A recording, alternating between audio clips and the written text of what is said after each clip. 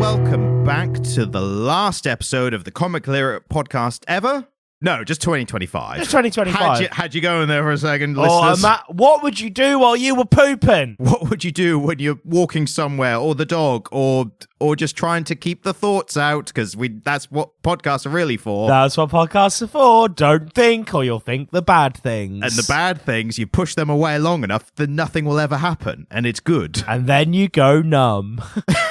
And then you need therapy. And then, do you know what you listen to on the way to therapy? Podcasts. And during therapy if you want to, because you're paying for it, you can do what you want. The therapist can't tell you can't listen to a podcast while doing therapy because you're paying them. I love the idea that you'd go to therapy and then just be like, no, really sorry, mate. We're not going to talk about my problems. What we are going to do is listen to the Comic Literate podcast shout about Nazis. I paid a therapist to force them to listen to the Comic Literate podcast, so hopefully you've got another listener. Is that where all of our Spotify listens are coming from? I hope so, and we'll be getting into that at the end of the episode. So stick around for the end of the episode for what I think is the podcast version of removing a lower rib and self-fillating.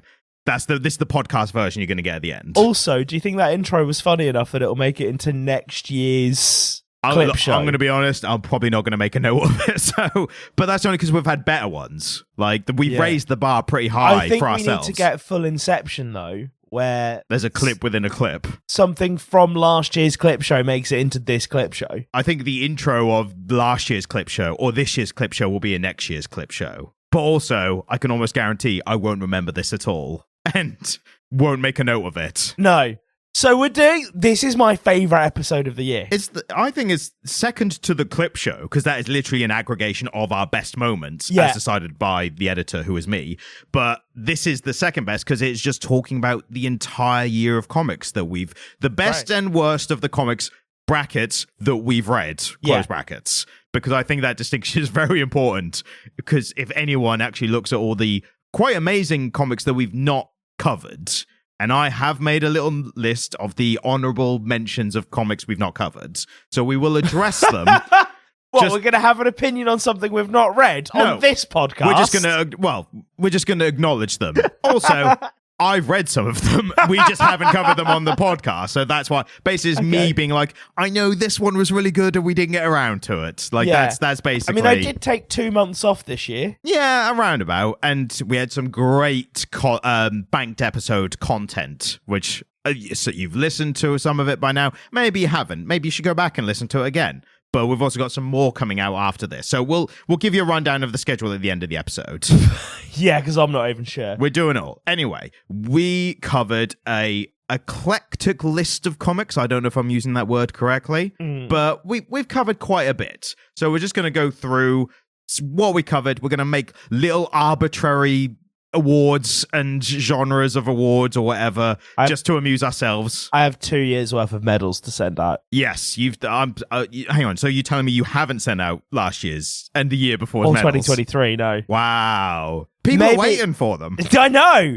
Brian K. Vaughan. I don't think we've covered anything modern from him. Tom King for sure must be waiting for some stuff. Tom King. Denise Camp. Yeah. The guy who wrote that James Bond thing. God. What's his name? He also did The Boys, didn't he? Yeah, and oh my God. Glenn? No, I'm pretty sure it's not Glenn. I'm going to have to search that. What if it is Glenn? It's definitely not Glenn. I can promise you now it's not Glenn. It's Garth Ennis. Garth Ennis! Yeah, Garth Ennis is Glenn waiting on... Ennis? Glennis. Glennis! Glennis is waiting on his award, for sure. But yeah, so, I don't know how we got on that, but yeah, we've got... you know the drill. We've got some genres of awards, some categories is the word I was looking for, but I kept replacing it with genres because I couldn't remember the word categories. We've got categories to get through, and then we'll get, the best and the worst and the middest at the ends, as you know. Okay. I think starting off with a very simple one, just to get us into the deciding awards mindset, but it is, of course, maybe the most prestigious one.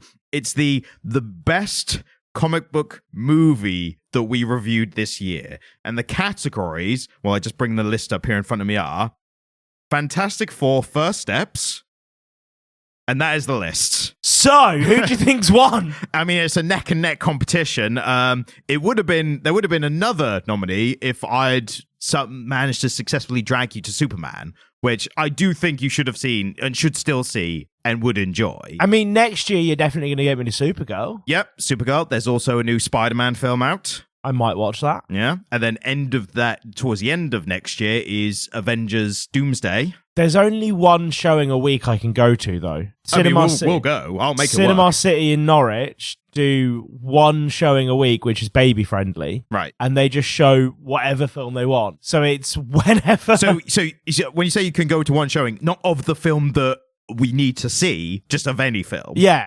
Right. Because if not, the baby's going to cry and it's going to upset people. I think if I construct some kind of like baby safe pen where they have everything they need, and babies are like dogs, right? You just need to make sure they're safe and secure, and you can leave them for like up to 5 hours. Do you know what? I've been really resistant to this, but my partner is a dog trainer, and every once in a while she'll compare the kid, our baby, our son, the kid, to a dog, and I'm like, you're not wrong. Like, she was doing something the other day, and she popped him in his crib, and she was like, Daddy, can you come like deal with the baby? And I was like, why? And she was like, he's not crate trained yet. And I was like, you can't say that, but that is accurate. It is accurate. Like, he's not crate trained yet. Somebody does need to be watching him. So basically what we're saying is I'm going to try and drag you to 3 comic book movie films next year. We'll see how it goes. I don't get a lot of time to not be a dad. Yeah. But you say, darling, it's for the podcast. I need to go see the new Spider-Man film. You don't have to convince her. You have to convince me. Because it's like, Jamie, you get but 3 or 4 hours this week where you don't have to be a parent. How would you like to spend them? I want to spend none of them watching a Superman film. I think you would. I think by then you'll enjoy spending them in a quiet, dark room where no one talks at you or requires anything of you. So I think that part will appeal. Yeah, maybe. Yeah. Maybe that'll be the thing. You could even have a little nap. How was Superman? I got a fantastic nap. But that could be your review, where it's like it didn't engage me, so I had a nap. But that I think is a worthy review. It didn't work for me, and I was tired, so I slept. So that's your review. So the winner of this category is of this category of the films we covered. Drum roll, please. Is. Oh my God, it's the Fantastic Four. Do you know what, though? Worthy winner. I liked it. It was really good. As someone who actually saw most of, if not all, comic book movies that came out of the past 12 months, I will say Superman was really good. I'm really excited about the new direction of the DCU and everything. The Gunniverse, exactly. But also, special mention does have, of the underrated ones, although the people who saw it, I think, did correctly rate it, the Thunderbolts from the MCU was surprisingly good. In that it was a film that no one had any expectations for. Doesn't that have David Harbour in it? Yes, and he is really good in it. I'm sad to say, Scandal because of your personal retribution of him, of how he treated Lily Allen. Have you heard Lily Allen's new album? It's basically her Taylor Swift-ish album of her. Absolutely is her Taylor Swift moment, and it is fucking scathing. It's brilliant. Yeah, but unfortunately, David Harbour. His career is going well, and nothing seems to be deterring that. Yeah, even Millie Bobby Brown saying that he's not very nice to her didn't do anything. But also, did she say that, or was that reported and she came out and said, oh, it's actually not that bad? Which is nothing to go by, because you know what Hollywood's like. Also, she doesn't go by Millie Bobby Brown anymore. I don't know what her name is now. Is it? Did she marry the Bon Jovi kid? I saw that. Yeah, it's Millie Bobby Bon Jovi. Millie Bobby Brown Bon Jovi. No, yeah, her name's Millie Bobby Bon Jovi. Yes, it is. Yeah. Because she wanted to use her husband's name, which is nice. Yeah, she's a mum now. Should be Millie Bobney Jovi. It's Millie Bobby Bon Jovi. Millie Bobby Bon Jovi. Millie Bobby Bon Jovi. Millie Bobby Jovi. Is this good content? Millie Jovi Bobby Jovi Bob. I don't think this is going to make the best of. So it's just us making sound. It's just us riffing on Millie Bobby Bon Jovi's name. Anyway, Thunderbolts was really good. It had no right to be as good as it was. That's what I'm saying.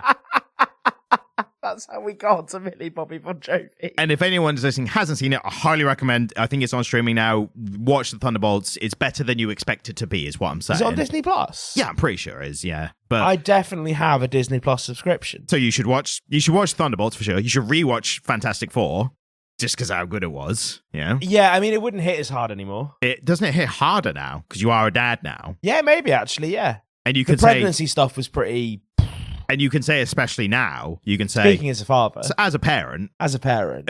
It's altered my view of this comic book movie Disney film. Although I'm gonna complain about Disney Plus for a moment now. Sure, I Because mean, I use a VPN, right? as you should, as everyone should. As everyone should. But we're not going to mention the names of any because they're not paying us. No. Also, First one to pay us gets named. no, because to be honest with you, the two that pay people to talk about them aren't the VPN that either of us use. We both use a particular... But we are open to change that for the right amount. No, I'm not. No, I like... Shut up. Yes, I you like are. my VPN. You don't actually have to change it. You don't actually But have we're to putting use this out to the public, so we have to say we are open to changing our VPN for money to pay us, and we'll change it, and we'll say we changed it. If Schmurf Or Schmord. Scanned, Huh? Scandinavian. Is that what it's called? No, but it's one of the Scandinavian That's the name you're countries, giving isn't it. Yeah, if the Scandinavian brand or Or Schmurf the aquatic one. or the aquatic one Yeah. would like us to do some adverts, we'll do them. And we'll personally change our VPNs, or at least say publicly that we have. Yeah, and never change them because No, we actually- will though. I'm is winking at you. I'm we will winking at you. change it, but we will definitely change to it for the right financial incentive. Is what we're saying.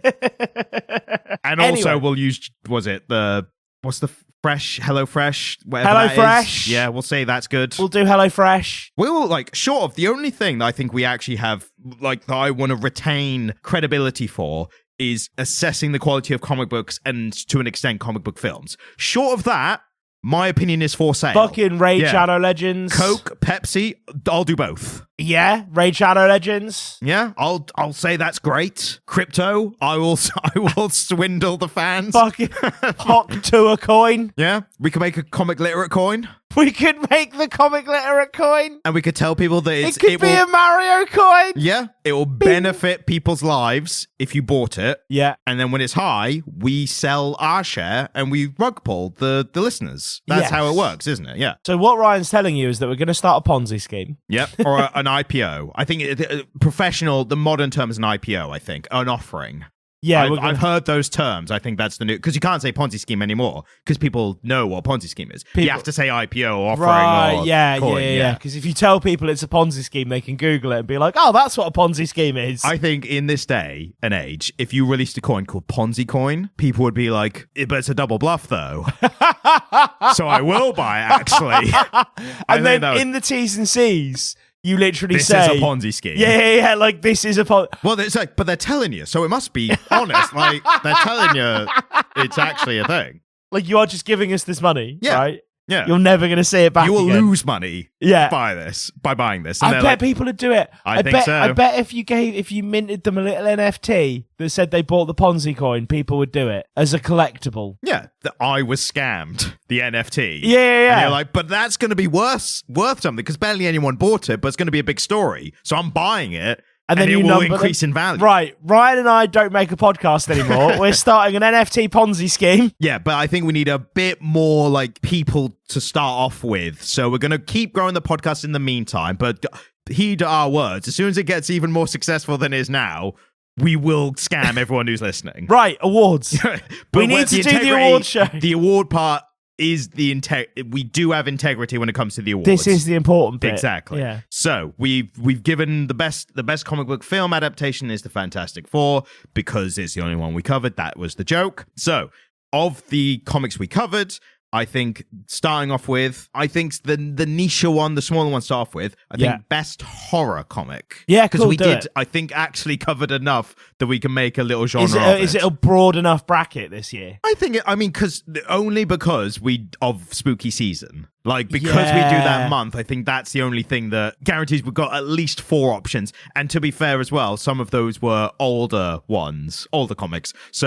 But luckily we've done enough like from this year that are horror themed, horror adjacent at the very least. Let's do it. So, of the horror ones, I think Nice House by the Sea. I think that is horror-esque enough. There is like weird, creepy things happens in it that we can cover it.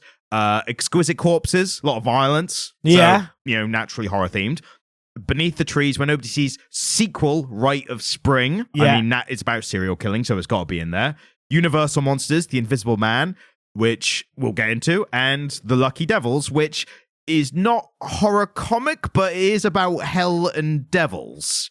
So do we include that? No, because it's not horror. Really? It's probably going to be a contender elsewhere. Okay, all right. Like, if that was the only bracket it was in, I'd be into it. Yeah. I'd say yeah, but it's not. There's other places where that can scoop up an award, and it was really very good. I forgot that was an entire discussion every previous year was like, is it allowed in this bracket, or were we shoving it in because we can't get it in another bracket, but we like it enough that we want it to contend for an award? We gerrymander. Yes. We gerrymander massively. We rig the votes of our 2 votes. So, okay, so Nice House by the Sea, Exquisite Corpses, Beneath the Trees, Universal Monsters, The Invisible Man. Those are the options. What are we thinking? I mean, Nice House by the Sea and Beneath the Trees Where Nobody Sees, The Rite of Spring were both excellent. Yeah. I think the Nice House by the Sea felt like more of the same. Whereas Beneath the Trees felt like a more worthy sequel. Yeah, it went to new places that you didn't expect, whereas Nice House by the Sea was kind of like, I'm enjoying it, but I'm not like, whoa, they did this. Yeah, like, it was they like, didn't... we're doing this now, okay, cool. They didn't really push the envelope on the premise, whereas the Beneath the Trees really did. Yeah. And I think there is something genuinely chilling about that comic. Yeah, I mean, I mention it every time we're talking about it, but like that scene with the guy, the duck character, who just gets chloroformed and is suddenly in pieces on the floor, that gets to me for some reason. Like seeing the cubes and inside of them, they're reduced to like, they were a duck person, and reduced to objects. And yet somehow I'm still all right eating hoisin duck. I'm craving it right now, if anything. Now you've said talking about, I'm having existential crisis of like how a person could go from existing to not existing, but also I'd love some duck now. Yeah, I mean, I always want some duck. And I think the fact that like the serial killer invites the family of one of their victims to come and meet them is just arrogant and fucked up on a level that I can't even explain. And for anyone who's not read it, for clarification, not like, hey, I killed your brother. It's more like, I think I can help you find the killer, and it's a real cat and mouse situation. Even though they're all anthropomorphic animal people, but none of them are cats or mouses. Or mice. How did I forget mice for a second there? You forgot mice. Mises. Yes. No cheeses for the us Mises, yes. From the best Christmas film of all time. From the best Christmas film of all time. Yeah. So, I see what you mean by ranking those kind of above the others. To speak of the other ones, Exquisite Corpses was a lot of fun. It was a very fun, like... Not a horror.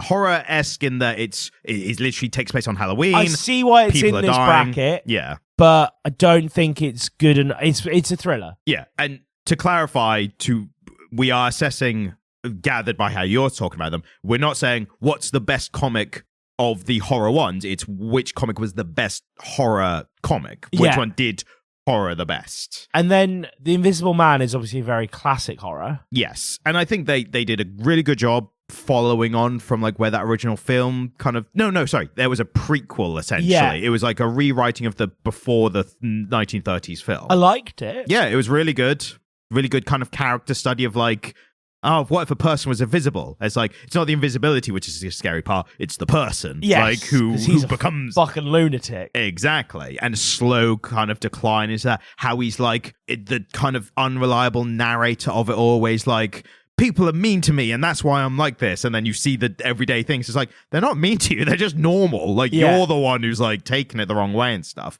And then you're like, this person's going to become invisible soon. Like that's the real horror. So it did a really good job in that kind of stuff. But I am in agreement that the best horror ones I think is down to either was it Nice House by the Sea or Beneath the Trees. And I think in a kind of running theme from whenever we last covered it, I do think Beneath the Trees is overall just such a great comic, and it inspires that kind of existential dread and chillingness of the main character and everything, who, by the way, I was meant to mention this like months ago, whenever we did it, and I'm now only mentioning it now, the DCKO like whole thing with the big fights and we will cover that later because I'm going to bring it up and I'm going to rant about it.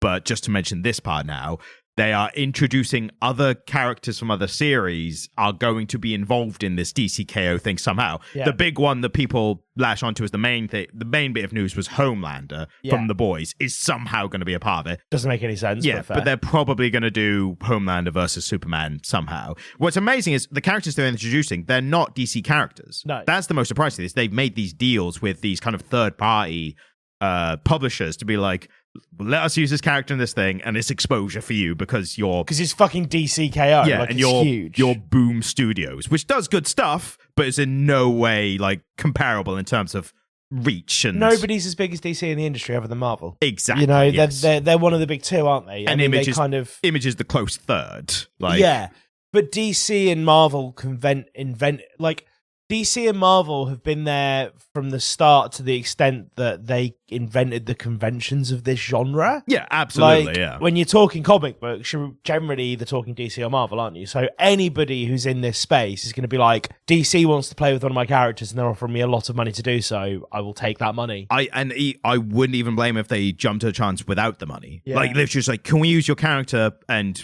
that's exposure for a comic that you publish? Like, yeah, fucking take that, absolutely. But the news is, as I said, there's Homelander, there's a bunch of other characters I can't remember off the top of my head, but the one I'm mentioning now is it's also Sam, the serial killer from Beneath the Trees Where Nobody Sees. What is that going to look like? Great. Yeah. Who is she going to fight? How is she going to last at all? Like, Homelander's one thing, and a bunch of other characters with, like, powers and abilities and stuff. Sam is a bear without the powers of a bear. I said, a bear with the powers of a human. She's a bear with the powers of a human. She's like if a bear got bit by a radioactive person.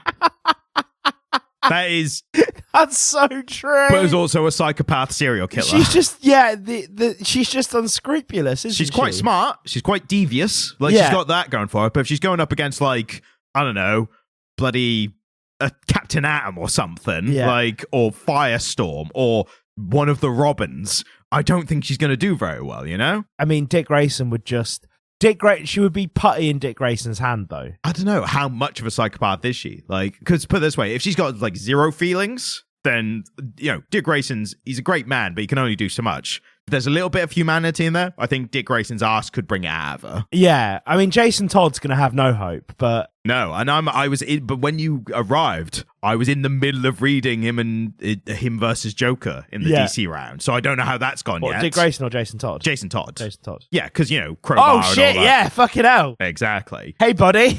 Nice to see you again. But we go back to ways, don't we?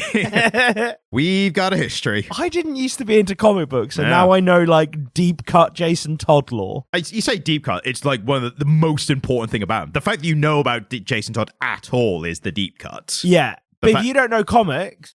Yeah, you wouldn't know who Jason Todd is. Do you know what I mean? Yeah, that's what I'm saying. The character himself is the deep cut. And, like, even a casual probably wouldn't know who... They would know that there have been Robins. They may not know, but they wouldn't be able to tell you all the Robins' names. No. If they knew Dick Grayson alone, I'd be like, that's impressive. The fact that you know a Robin's name is impressive. If they know Damian Wayne's name, I'd be like, oh, you've just started reading comics then? But like, Jason Todd, like, he got killed in the 90s? 80s even. 80s. Yeah. And didn't come back to, like, the 2000s? I don't know when Under the Red Hood was. But yeah, it's a real deep cut. I think which Robin names you know tells you, like, what level of, like, knowledge you are. How in the weeds you are. If you know Tim Drake's name, like, well, I know this all of them now. podcast is for you now. And the amount, did I send you a meme that was like Tim Drake hate, or some creator was talking like shit about Tim Drake. Yes. And some subreddit was like, one of us. Like, we also hate Tim Drake or don't care about him. Anyway, I don't get the Tim Drake hate. It's just because he's the least known one. And I think it's because there are fans who are like, Tim Drake, and they have textual evidence to support this, but they're like, Tim Drake's actually the best Robin. And it's the people who are like, shut up. Like, I know you have a point, but also shut up. Like, no one's supporting. He's also the most boring. So. Yeah. Like, fucking Dick Grayson is Dick Grayson. Jason Todd They all have other more significant things about them. We're not here to hate on Tim Drake, but he's not the best Robin. No. So, back to horror. Yeah. It's Beneath the Trees Where Nobody Sees, Rite of Spring. It was the best horror comic of the ones we read. I would also think it's probably one of the best ones, even the ones we haven't read. Yeah. I would hazard a guess, put it that way.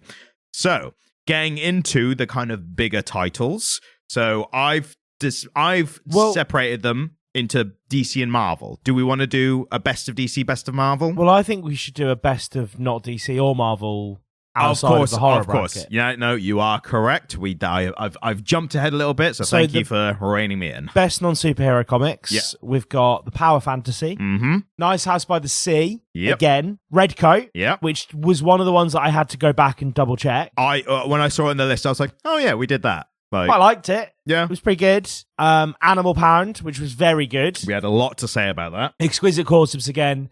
Beneath the Trees Where Nobody Sees, Rite of Spring again. Universal Monsters, The Invisible Man. And now this is the bracket where I think the Lucky Devils absolutely should be. Yes, 100%, yeah. So any non-horror ones that now jump out at you now they've been added to this category? Well, I think we should start eliminating the bottom, firstly. Okay. I don't think Redcoat is a contender. No. I liked it a lot. Yeah. And it's really good fun. To speak about Redcoat, I think was the first 4-ish issues or so were based. If you tell someone what the premise is, like somebody who knows comics enough, like if you tell them it's a guy who was a Redcoat in the army, accidental magic has made him immortal. We're now like, was it like 10 or 50 years later, however long, and he's teaming up with a young Albert Einstein, and there's a secret cabal of like Illuminati magic and stuff, and he's, trying to work out what's going on, blah, blah, blah, right? That's the premise. If you imagine what the first 4 issues of that comic is, that is what it is. Yeah. Like, it's nothing surprising beyond that. It's exactly as you imagine. It's as fun. good as it is. Yeah, it's a bit of fun, but it didn't blow me away in any regard until issue 5 is the one where, decades later, this character, the Redcoat character, goes to visit Albert Einstein on his deathbed. Yeah. And that was a really good issue. Like it earned it in terms of like how they had this connection and this backstory and everything. I think again, not shitting on it. I think it's a really, really worthy nomination. I think it's a really worthy candidate. I think it's a great comic. I just don't think it's as good as some of the other stuff in this bracket. No, absolutely.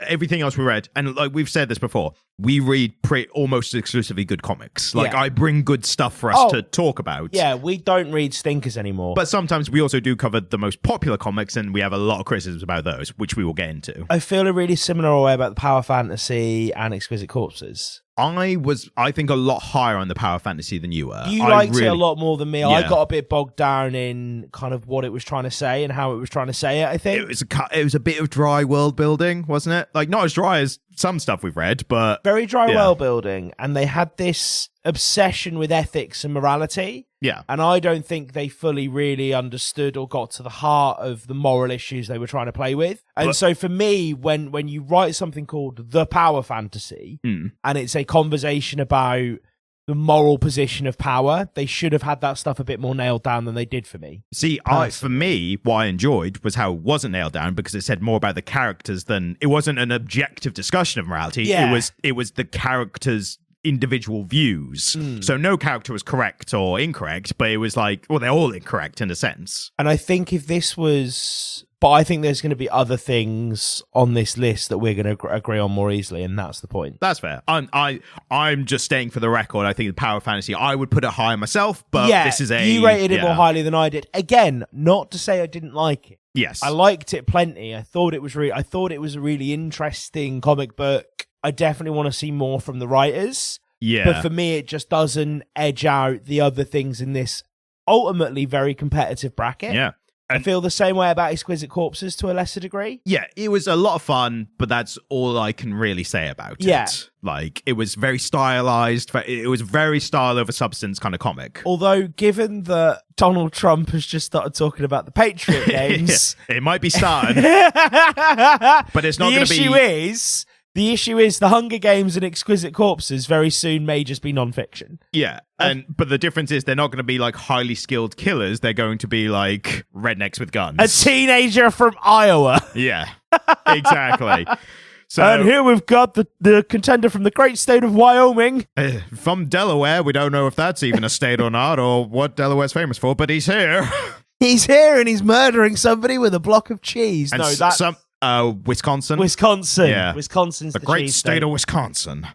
Texas got guns. What a surprise. So, but yeah, no, Exquisite Corpses was good. yeah. But Funny thing I remembered about Redcoat, which I just thought was worth mentioning. You remember the company, or it was, I think, through Image, but it was a Space Ghost or something. Yeah. I can't remember what it's. Some ghost, Mad Ghost. That was it. Like they made this shared universe, which Redcoat's part of. And I remember one of them saying, he was like, we're making these in preparation for alternative adaptations. So we're not chasing live action film or television adaptations, but we're like going alternative routes. And I speculated from, I was like, I guess they mean animation, or maybe video games. Like, what else could you say? What else are you going to do? Exactly. Porn. News recently was Redcoat being eyed for live action TV adaptation. I was like, there it is. Like, we're not chasing film or TV. But if you want to do one, I was like, all right, here we go. Anyway, so the other one added Animal Pound, which we should talk about. I think that was a really, really good modern update of the Animal Farm story. I think it's a contender. I think it's definitely a contender. My thing is, I think it was really good and well done. I didn't have the same kind of like, because it was an adaptation of a story and I knew kind of what direction it was going in the whole time. Yeah. Because it was an adaptation of such a well-known thing that, again, I haven't read Animal Farm, but I know the beats of it.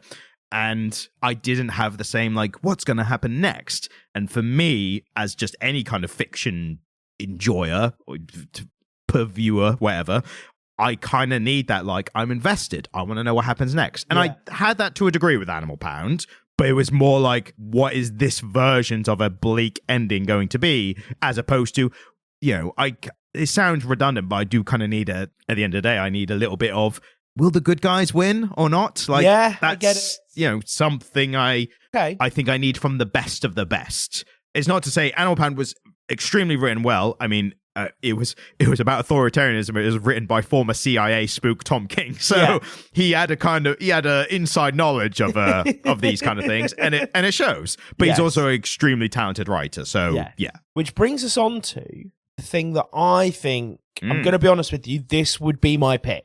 And I don't know how you feel about it. Yeah.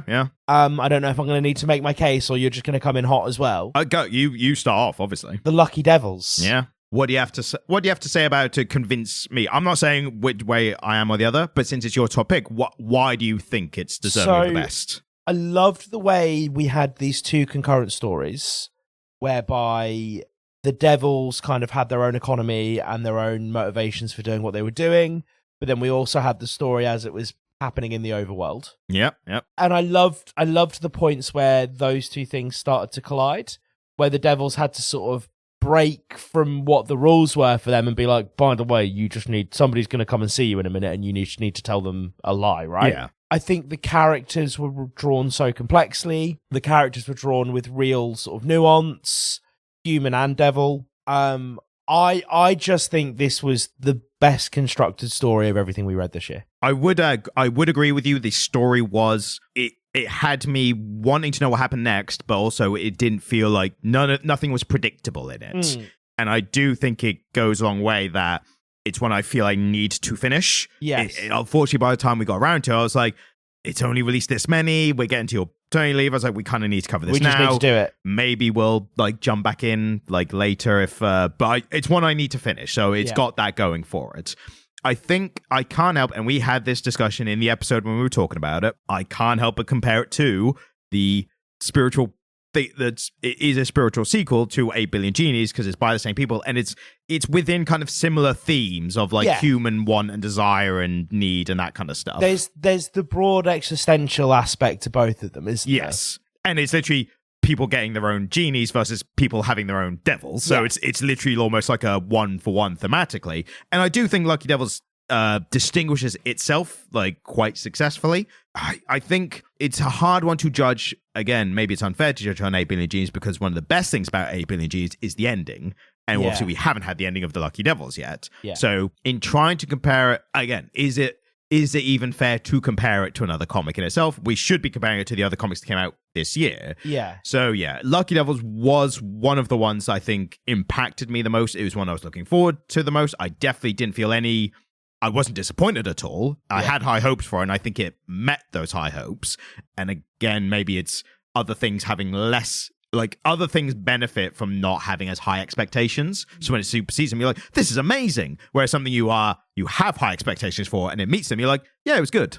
Right. Like it's hard to. So would it not have been your pick? I think of these ones, so of the non-superhero comics and of this list, we've given it the horror one. I think Beneath the Trees is still a contender for this one as well, despite it already winning the horror awards. Yes. I think that's... No, well, yeah, it can win 2 awards. Yeah. And I don't think it's fair to preclude it from a bigger bracket just because it's already won a smaller award. Yeah. Because horror is a less prestigious award than best non-superhero. It's treated less prestigiously in all mediums. Yeah. Like you rarely ever see a horror film at the Oscars. We're going from a specific genre to anything that doesn't have Superman in it. Yeah. Right? Like that's what we're going for. To pay the non-superhero comics like some due of like there are good, because you always see this on like subreddit stuff. People are like, I want to get into comics, but I'm not that big in superheroes. Like, can you recommend me anything? Like I see that post like almost monthly. Yeah. And then people are like recommending a lot of the titles we are talking about today. Yeah. So, yeah, it's an important one to address. But Beneath the Trees, I think that, we're talking about expectations, I think we had pretty high expectations for the sequel to Beneath the Trees. Smashed them. It superseded even those. So for that reason alone, we can't have a discussion about the best non-superhero title of the year without talking about it. I agree with you. It's also something to say that it was written and drawn by one person. Yeah. And they did a great job on both those accounts. I think I'm willing to concede. Yeah. I want to argue with you because I'm stubborn. But I think I concede. And the Lucky Devils deserves like that prompt. It deserves being put up there. Maybe he gets a second place. Like, yeah, it's an honourable second, isn't it? Yeah. And it definitely deserved somebody to fight its case. But I can't disagree with you. I can't think of a good reason to disagree with you. Yeah. And I think, the power fantasy is something that maybe had I also rated it as highly as you had done, it would have been part of this conversation. Yeah. Lucky Devils is something that we both loved, but I liked a bit more. Beneath the Trees is something that neither of us are arguing about. No. Do you know what I mean? Yeah. Like, we're both coming in at exactly the same place on it, which is that it was exquisite. And for being a direct sequel, as opposed to like Lucky Devil's spiritual sequel, being a direct sequel and it's still being as great as it was, and again, like passing our expectations. No, I think you're right. I think also Beneath the Trees is one of those, like, if I was talking to someone and they were like, oh, I want to try comics, but I don't like superhero stuff, I think my first question would be, how are you with violence and serial killer fiction? Because if you're right, even if you're not a big fan, but if you're right with it, there's 2 chunks of Beneath the Trees which are both excellent. Beneath the Seas is like the nice house by the sea, but the nice house has fallen into the sea. Well, Sam has turned up. Oh no! And one thing to admit as well, like the power fantasy, I just realized is technically non-superhero, but it's real superhero adjacent. Yeah. So it's no surprise that I gravitate towards it, because I'm like, oh wow, geopolitical thriller, but about realistic, what if superpowers existed? Like that. This is the thing. It appealed to me. The power fantasy is kind of superhero, but we're not talking about like well-established superheroes we've had for a long time. Yeah, it's not Marvel or DC. So our winner of best non-superhero title of the 2025 is the sequel to Beneath the Trees Where Nobody Sees, The Rite of Spring. And I think that's well-deserved. For any video game nerds who are listening, this might be an Expedition 33 scenario, because that's a game that like absolutely swept the video game awards like real recently. And the best DC comic, Beneath the Trees Where Nobody Sees. Like, wow, how did that happen? So, best DC comic. Would you like to announce the bracket? Yeah. So, of the ones we covered, and so quick distinction in the first instance, because I think this is important.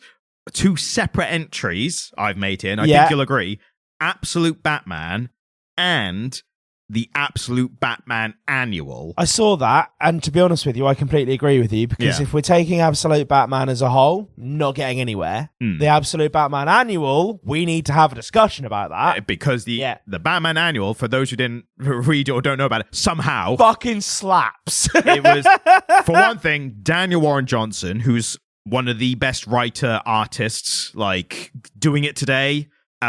he did the story about Absolute Batman beating the shit out of a bunch of racist police and white supremacists. It was great. So, and the Absolute Batman series we've talked about, it's one of the most popular series they're releasing right now, and I've defined it as spectacle over substance because it is very much a, look how big Bane is. Oh my god, the Joker is a monster now. Like, that is pretty much what you get from that. Yeah, it's not great. No. Have I shown you the absolute Joker, like what he looks like now? Or what yeah. the Because monster. he turned up, didn't he? He turned up in one of the No, comics. but have you seen what he's going to look like? Oh, yes, I have. Yes, I have, yeah. So it's the current, the trending thing with Absolute Batman is just, what if they were monster? Yeah, Like, it's not great. Yeah. So, sorry, keep going. Down the bracket. So interestingly, I had to double check this, but a DC comic, I don't think we knew when we covered it, but A Nice House by the Sea is a DC comic. Okay. Is a DC Black Label comic. Yeah. And it has, again, it's not superhero,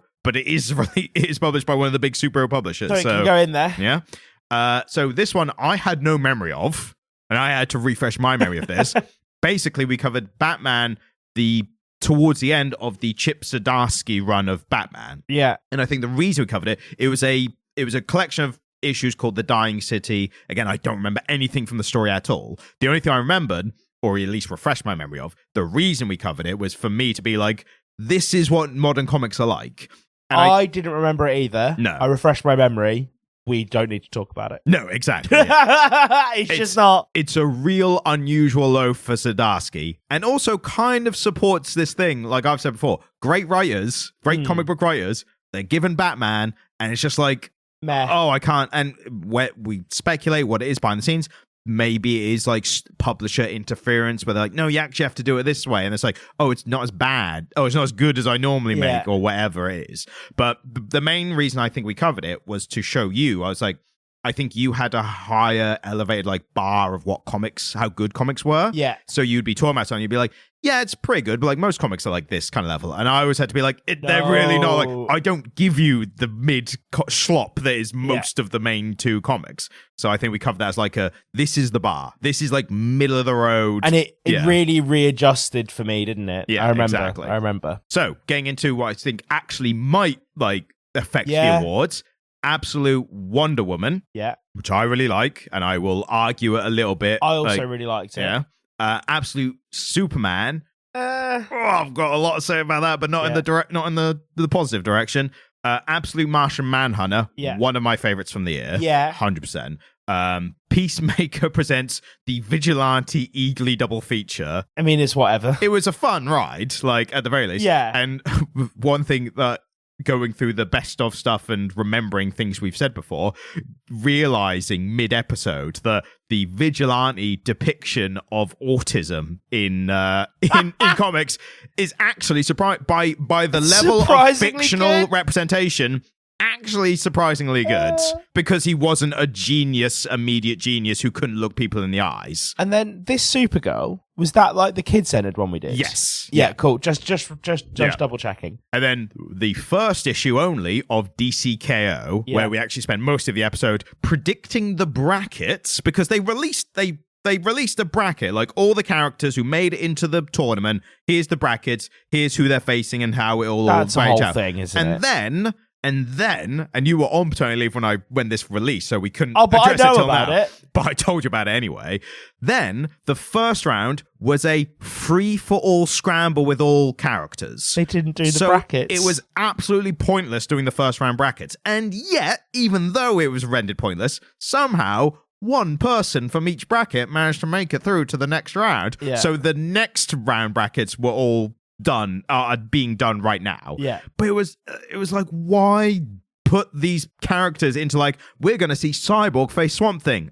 No, we're not, because fuck you, that's why. Because Batman fucking battered Swamp Thing or something. No, because Batman got killed replaced by the Joker, didn't he? Oh, he did, yeah. So it was just a bunch of like, for something that's pretty low stakes, I don't really care that much about, and I'm really only following because it's the big thing that in comics right now. Yeah. I still felt like a bit like, you tricked me. Like, I thought I was getting something. And we did a whole thing. Exactly.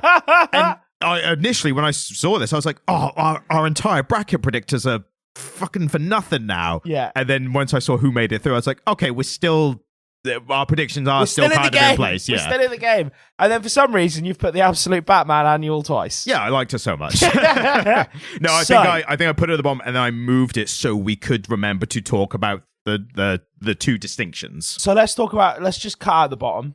Batman the Dying City, you're not getting an award chip. Sorry, bro. Yeah. No, not for this. Absolute Batman. Yeah, I mean... Flawed. I have issues with it. Extremely flawed. We've talked about the flaws. I had a whole rant about Batman's friends are his rogues gallery from the main universe. What's going to happen? Oh, Bane's just going to make them villains all in one go, basically. If you want to know the extent to which we didn't like the comic, go listen to the episode. I think we've done more than one episode on it now. It was the Absolute Batman, No, I think I ranted about it in the annual one. So listen to the annual episode because we praise the Daniel Warren Johnson annual, and then I shit on the catching up on the Absolute universe. Weirdly, Nice House by the Sea. Even though it's technically DC, we're talking about DC superhero comics here. I think it's had its moment where it could have gotten an award. Yep. Even though it technically belongs in this bracket, I'm kind of just striking it out because this isn't its award. Yeah, you know? And we really praised Nice House by the Lake. That was one of our best for that year. And anything by JT4, I will read anything by JT4. Yes, 100%. And anything that guy writes, I will read. I'm not saying this is bad. It's just not within this discussion. Yeah, absolutely. Or doesn't feel appropriate for it. Absolute Superman. And we'll get into it. It's one of my worst comics of the year. Yeah, for sure. Absolutely. We'll have a conversation about that when we talk about the worst comic of the year. Yeah, exactly. Yeah, it's going to be in contention. Peacemaker Presents is fine and dandy, but not up for an award. I'm sorry to say. It was a bit of fun, but it's not a serious contender for anything really. Supergirl, I loved it. Yeah, but I don't think it makes my shortlist. For this, it was again a bit of fun and some really interesting stuff that was done in it. But I mean, ultimately for our tastes, even though you liked it, I think our best comics are ones that kind of push boundaries. And I'm not saying has to be violent or has to swear or anything like that, but it at least has to kind of be a bit more complex than what that Supergirl comic was. What I would suggest is for the younger reader in your life, it is perfect. Yeah, if you've got a young child who wants to get into comics, and finding we had a whole discussion about it, finding those comics can be difficult because the front covers of them do not show that's what it is at all. They all look like comics. Yeah, I picked up just it's like a fun Supergirl comic, and we had the whole discussion when I was reading. I was like, oh, this is for children. Yeah. And again, nothing wrong with that. There are great children's films, TV, comics, video games, whatever. But it was just that kind of realization of it's not gonna really get into anything that we expect from especially Supergirl character who can be used for getting into you're in the shadows of your more famous cousin, and your planet you grew up on is destroyed. Everyone you know and grew up with is dead. It didn't bother getting into those because it's a kids comic, but it did get into more good and evil and those kind of light themes. It was great. I just don't think it. I don't think it makes our because this is sort of the long list, isn't it? Yeah. And I think the best way that this can sometimes work is if we make up a bit of a short list of things that are then contenders for the award, and then we talk about those. Process and unfortunately, this is an honourable mention. It's great. I don't think it makes the short list. I think the same needs to be said of DCKO as well. Yeah, DCKO is my fuck this comic. I am going to keep reading it though. Well, we have to. I need to know what happens. We have a professional obligation to know what happens in DCKO. Doesn't mean we have to like it. Yeah, no, exactly. Which means that our shortlist is Absolute Batman Annual. Yep. Absolute Wonder Woman. Yep. Absolute Martian Manhunter. Yes. I always keep reminding people Absolute Wonder Woman is really good and you should check out. It's a really good comic. I really enjoyed it. I am reading it and I will continue to read it. I don't think it compares to the two finalists, in my opinion, which is Absolute Martian Manhunter and the Absolute Batman. Yeah, so it's an honourable third place, isn't it? If you pick up either Absolute Martian Manhunter, the Absolute Batman Annual, or Absolute Wonder Woman, you are reading one of the best three things that we think DC have done this year. It is at the very top of DC's output in 2025. Yeah. No shade. I thought it was a fucking amazing premise. It absolutely it absolutely stood head and shoulders above almost everything else in the Absolute. I mean, of the big series. main 3 titles, it's the best compared to Absolute Batman mainline series and Absolute Superman, obviously. And again, I loved the Absolute Batman annual, but I'm just going to go straight in. My pick would be Absolute Martian Manhunter. I'm so glad you said that, because I caught up on Martian Manhunter recently, and like the issue just after where we stopped off reading was so good. Was it? Yeah, it Do was. I need to read it? I think you should. Like, I'll tell you a little bit about it. It's still absolutely, like, it's absolutely worth reading, the Absolute Martian Manhunter. Well, should we finish it off next year? Oh yeah, we'll jump back into it. So leave it here. Yeah. We'll leave that discussion just to say that of what we read. And again, the Absolute Batman annual, I think, had there been a full run of Absolute Batman that was of that quality. Do you know, apparently, I can't remember if I mentioned this or not, I read somewhere, and I don't know how true this is, grain of salt, blah, blah, blah. Apparently, Daniel Warren Johnson was almost the guy writing Absolute Batman.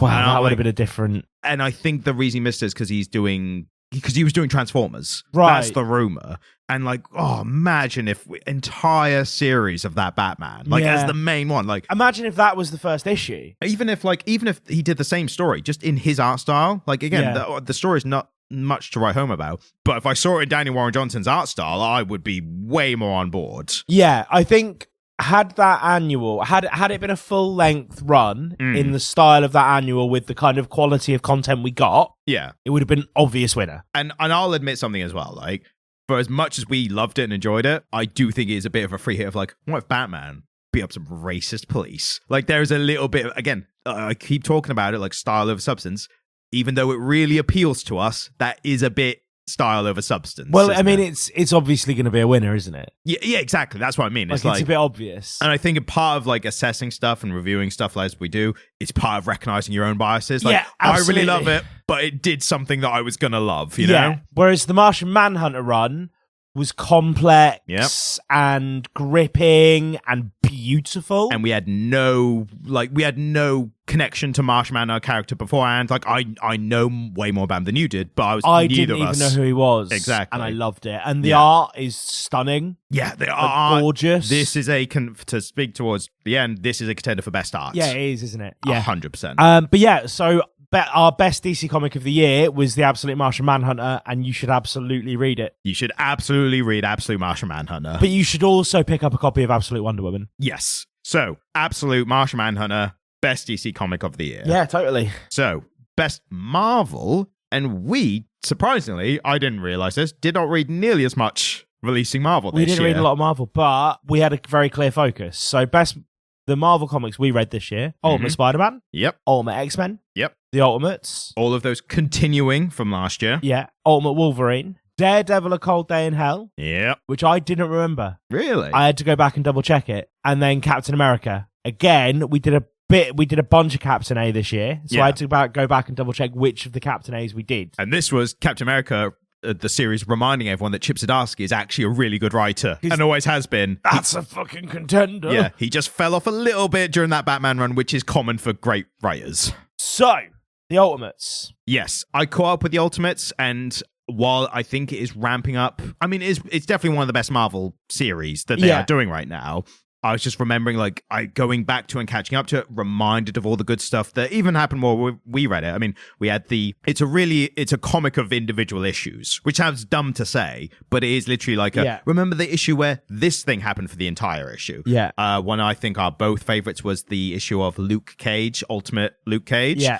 And how he's basically going from prison to prison, starting uprisings in the prisons and stuff. Incredible. Because this is a universe where most of the prisoners are political prisoners because of the 1984 style, overreaching government and the Maker and all that. I suppose the real question is, do you think it makes a shortlist? I think it makes a shortlist. Like, again, I had to remind myself of why it was good as it was, but once I did, I was like, oh yeah, this is fantastic. Do you know the issue here? I think there's only one thing that doesn't really make the shortlist. I think that's Ultimate Wolverine. Are we in Daredevil? But again, recognizing our own biases, I really like Daredevil, and I thought it was a really good. It was literally Dark Knight Returns version of Daredevil. So it's a comic it's a premise I already really like, inspired by a specific comic I really like, of a character I really like.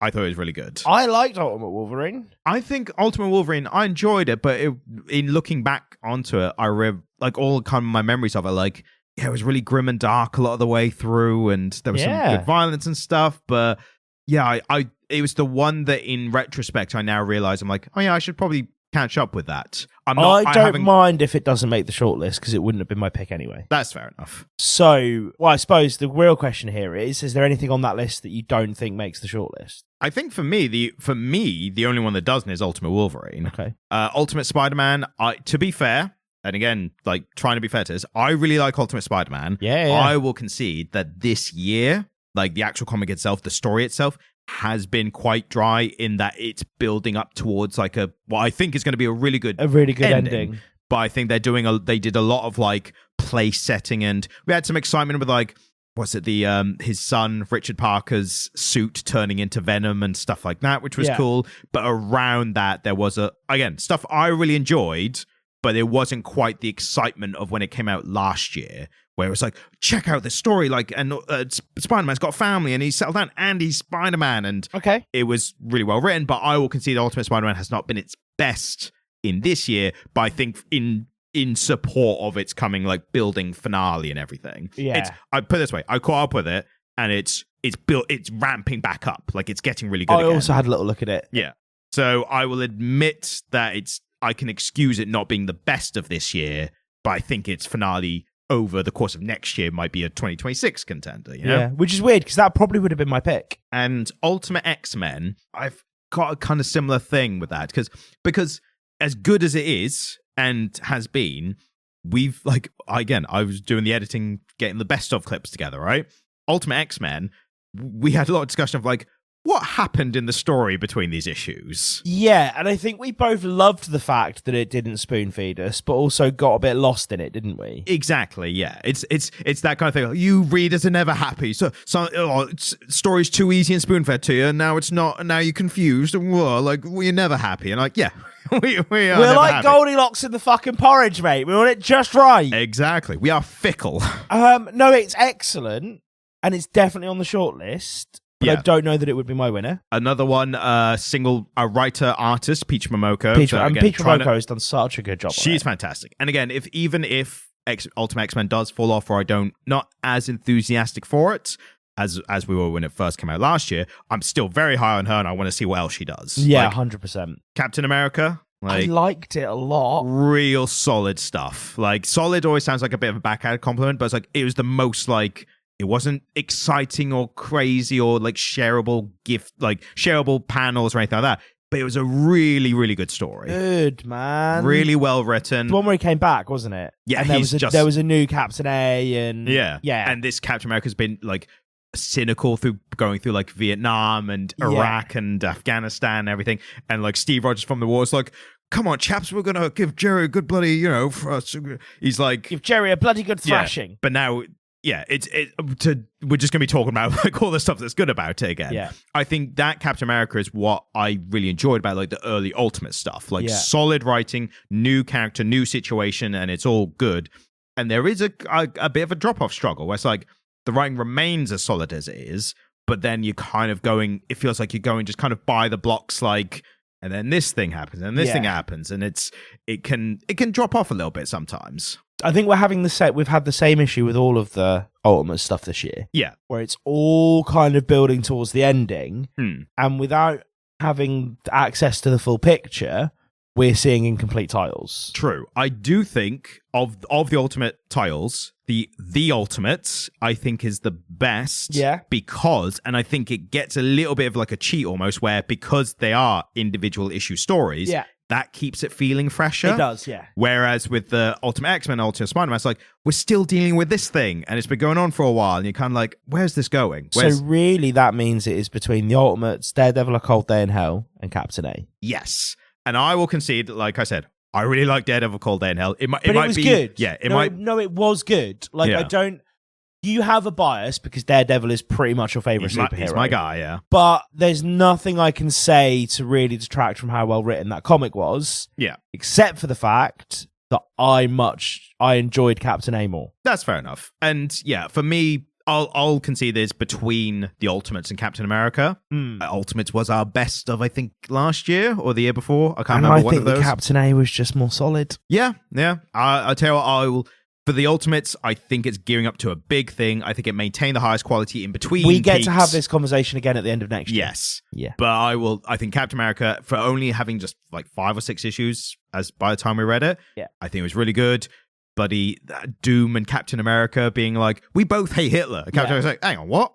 Like those kind of little twists and turns in characters that we've known for so long. Yeah. I feel like it's weird only getting to now being like, oh, of course Doom would hate Hitler. Of course he would, yeah. He's didn't causing think about unrest. that before. Doom is all about order. Exactly. I think this is definitely Zdarsky like finding himself again, being like doing the stuff that I think he's known for. But yeah. So I will agree. Best Marvel, Captain America, the 2025 series. I was not expecting that coming into this. No, neither did I. But as we started talking about them, it was the only one I could. Do you know what? I could comfortably recommend anything on that list. Yeah, right? 100%, yeah. If somebody came to me, and in fact, at different points, I have recommended. A weird thing has happened in my life where a lot of people know that I make a comic book podcast, and they're like, ask you. yeah. They'll be like, I've had a couple people actually come to me quite recently and be like, I've got a fucking nephew or kid in my life who's into comics. I want to get them some for Christmas. What should I get them? Yeah. And I have recommended the Ultimates. I've recommended Ultimate Spider-Man. I've recommended Ultimate X-Men to different people. I've had conversations with some comic book people in my life who I know who are kind of into comics.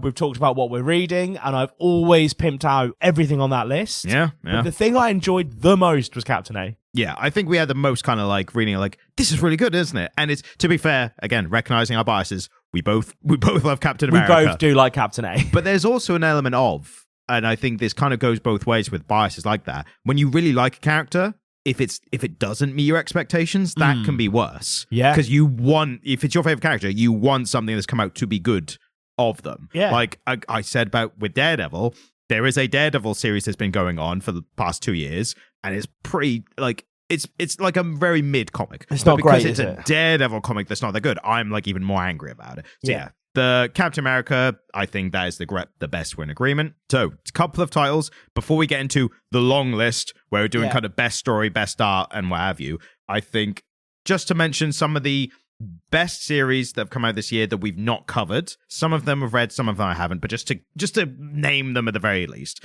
There is a series out right now called Assorted Crisis Events, written by Denise Camp.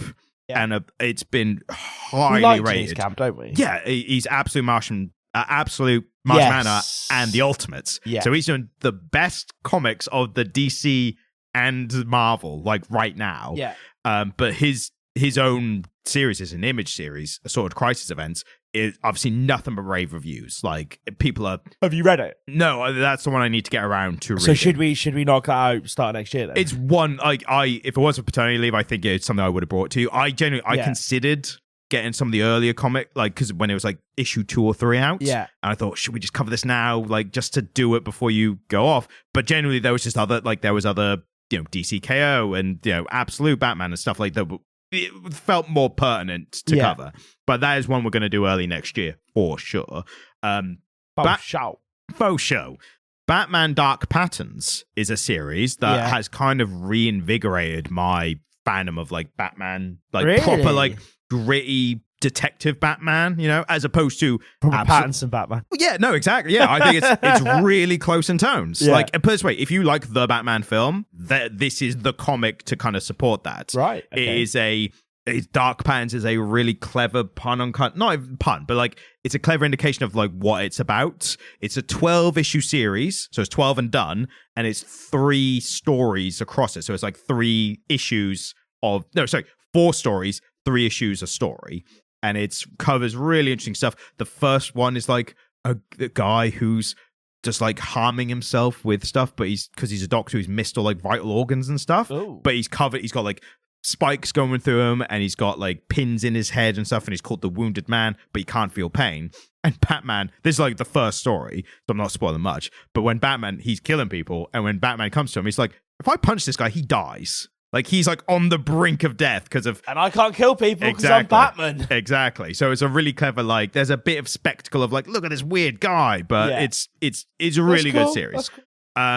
the other Batman series is running right now, started very recently, is the Matt Fraction run. It's only like 3 issues out as of recording, I think. So it's one we're definitely going to cover early next year. Yeah. Matt Fraction, writer of one of the best superhero comics, I think, of all time, the Hawkeye run. Oh, you keep telling me about this Hawkeye run. Exactly. Yeah. So I've got high hopes for it, even though it is a mainline Batman series, and we know the curse that happens when good writers get put on this. Yeah. So I'm really interested to see how this has turned out. I've not read any of that just to see what, like, have a fresh eyes when we cover it, like early next year. And last to mention, Superman the Kryptonite Spectrum. This is such a great Superman series. It looks crazy because it's by the writer and artist from Ice Cream Man. So you remember the kind of creepy like imagery of Ice Cream Man, which absolutely suits Ice Cream Man, but for Superman, it's really weird. Like, that is a janky looking Superman. Exactly. I think it's full. I think we're going to cover it at some point, I think, because it's just that good. I'm either going to love it or really hate it. Yeah, but the story is really good. Like, put it this way, the art, I can see, does not fit Batman or Superman. Like, and it's the Superman title, Batman's in it quite a lot. Oh, okay. They look really unsettling in this art style. Can I see the Batman? If I can find it. Oh my goodness.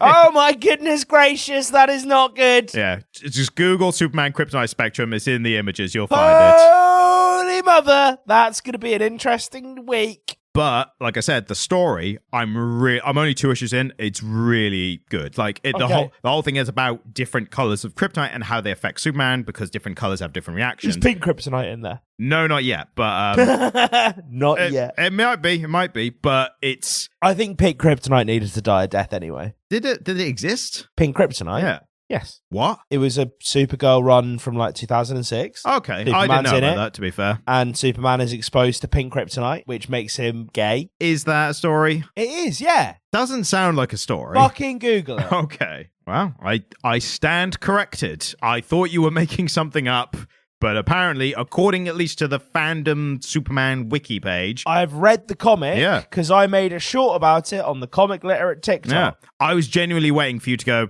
I was just kidding. No. Like, yeah. Pink it's a legit kryptonite thing. It's in one Supergirl comic from 2006. Yeah. It's a type of kryptonite that seemingly turns Kryptonians more feminine or queer. So maybe not gay, but at least it fully turned Superman gay. Well, apparently. So yeah, I stand corrected. It's a single issue. It's a weird issue. Yeah, no, it's a thing. I will continue to not trust you after this, but I will concede that I was wrong in this moment. So yeah, the Kryptonite Spectrum, like, just a very quick thing of how good it is. The first issue, the first Kryptonite's exposed to, there's a big debate between him and Batman where Superman's like, these are new, we need to find out what they do to me. And Batman's like, no, we don't, let's just get rid of them. Like, they have a proper debate about what they should do. Yeah. But Bruce is generally right. No, but, well, as you see in the comic, they concedes, and they're like, yeah, I guess we should, test to see what they do in case someone else gets them, and then we need to be prepared for it. But the first one, it distorts Superman's perception of time, so he starts experiencing time out of order. But in classic Ice Cream Man fashion, like, you remember the stuff they did with the comic medium, it gets to a point where the panels are out of time, but then later you see Superman kind of stepping away and he puts the panels in the right order, so it's using the comic page as part of the storytelling device. Clever. Yeah, exactly. So this is what I mean. Cool. So you got to suffer really janky art that doesn't fit the characters, but there's a great story in there. So, okay, cool. Yeah, I'm up for it. I'm super excited. So those were honorable. I'm stoked for that in January. Honorable mentions of ones we've not got to yet, but we plan to soon. Okay. This is all the comics that we've covered that came out this year, and we're talking the big ones. So there's nothing that we've not mentioned. So just assume that everything we've talked about is up for every award. Exactly, yep. So the first award is for story, best story. Yes. This is a real interesting one. Because, again, the criteria we go on previously, do we just go with what has already won an award for, like, best Marvel? Or is there something that was really good in this one specific area, but didn't excel in the others? Because best story, I'm going to go for it. I'm gonna pin my hat on this one again. I think Lucky Devils, man. Yeah. I think it was really a really well storyboarded. Yep. Really well storyboarded. Really interesting story, really good character development, and like just real deep characters. In terms of this, again, like special mention to Animal Pound. I think it's a great adaptation. It's a great story. If we had an award for best adaptation, there's not many comic adaptations of other things. There you go, Tom King. You get an award this year. Best adaptation. There you go. It's you and the Invisible Man, and you win. Yeah, exactly. Animal Pound wins. And he was up against JT4, so he was, yeah. So absolutely fair enough. Two titans of the Comic Literal podcast. The only way that bracket could have been more intense is if Alan Moore has done something. I think you'll find, lads, that the best adaptation. I mean, technically, League of Extraordinary Gentlemen kind of adapt to existing properties, so you could argue that. But anyway, we're not arguing that. We've already gone over an hour. Let's get through these. So I will say, in terms of story, I do think the Ultimates does deserve a look in. I think it's done really good stuff in that issue-to-issue run. Yeah. I always think of, and I don't remember if this came out this year or last year. I assume it was last year. The issue of their version of Doctor Doom, who was actually Reed Richards, but the 4 lines of panels were like 4 separate stories or running concurrently. They do another one of those this year. There's another that setup of his story. So I think storytelling, like they did some impressive stuff there. Yeah. And the fact that they could do, the fact that they did overarching story, but an individual story each issue of a different character, but it all comes together at the end. Yeah. That's why I think it deserves a mention at the very least. And then the other thing that probably deserves a mention for best story is Captain America. Yes. And I think that, to be fair, like us giving it the best Marvel title, I think its strongest aspect was the story. It was, wasn't it? I remember the art was serviceable. Like it, and that's not to discredit it, but it didn't take shine away. The art was in total support of the story only. The art was good enough. Yes. So, yeah, I think Captain America, that one, I think that could be it for best story, unless there's anything else you think might be up there for it. I mean, maybe Absolute Batman. Annual? Yeah, sorry, yeah. The Absolute... Again, I thought you were joking. Maybe the Absolute Batman Annual. But again, like we said, like... Great story! Again, the best part about it, which was really good and really enjoyable, was he was just beating the shit out of some racist police. But that was really good. That's really great. But it was also very simple. Okay, yeah. It's hard to ruin that unless you're like, the racists weren't that bad. I'm actually a racist. Speaking on behalf of the racists. So, yeah, it was really good, but...